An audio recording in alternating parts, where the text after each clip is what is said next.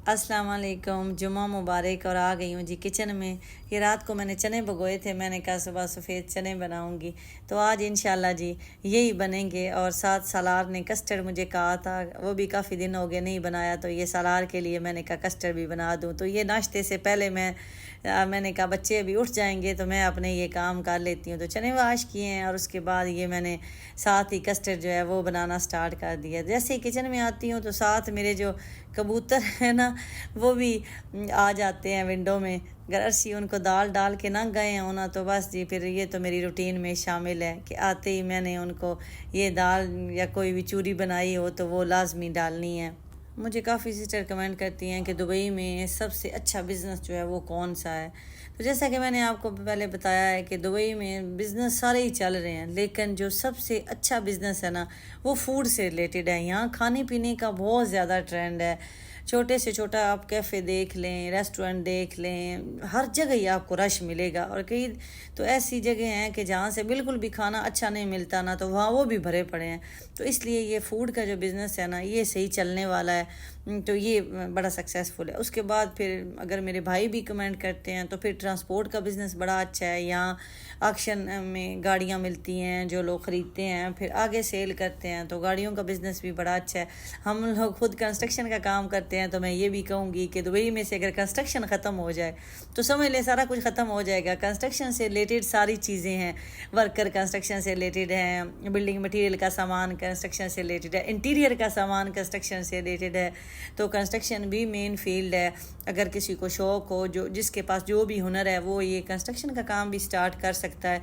तो ज़रूरी नहीं होता कि हम ये सोचते हैं कि हमारे पास इतने पैसे आएंगे, हम फिर कंपनी बनाएंगे, हम ये करेंगे, वो लंबे प्लान हम सोच के रखते हैं।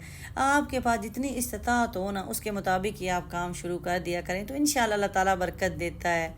इसी तरह जो मेरी सिस्टर कहती हैं कि हमें टीचिंग की जॉब करनी है, तो वो कैसे मिलेगी। तो टीचिंग की जॉब के लिए जितने भी स्कूल हैं ना, उनके सोशल मीडिया प्लेटफॉर्म है, जैसे फेसबुक है, इंस्टा है, आप उनको फॉलो कर लें, तो वो उनको जब ज़रूरत होती है तो वो उस पर पोस्टें लगाते रहते हैं। जैसे मेरे बच्चों के स्कूल वालों ने लास्ट वीक भी पोस्ट लगाई हुई थी कि उनको कोई स्टाफ चाहिए। तो इस तरह पे जब भी पोस्ट कोई आती है तो आप उस पर अप्लाई कर सकते हैं। उन्हें सारा प्रोसेस लिखा होता है कि कैसे अप्लाई करना है। तो बस ये मैंने कस्टर्ड बनाया है, और उसके बाद ये मैंने अभी बखूर जलाना होता है डेली, जब भी थोड़ी बहुत कुकिंग कर लेती हूँ। तो मेरी सिस्टर पूछ रही थी कि बखूर सस्ता और अच्छा बताएं, तो सस्ते ही हैं। ये मैं लेके आई हूँ होम सेंटर से, तो ये भी मुझे बड़े अच्छे लगे हैं। मैं 3 लेके आई थी। इसमें एक साथ ऊद भी मिलता है और साथ में बखूर भी मिलता है। सेम उसकी खुशबू सेम होती है ऊद की और बखूर की, लेकिन बखूर की क्वांटिटी कम होती है। तो ये 19 दिरहम 19 दिरहम में मुझे मिले थे। एक बॉक्स 19 दिरहम में मिला था। 100 ग्राम इसमें ये जो बखूर है वो 100 ग्राम निकला था, लेकिन अच्छी है खुशबू इसकी भी।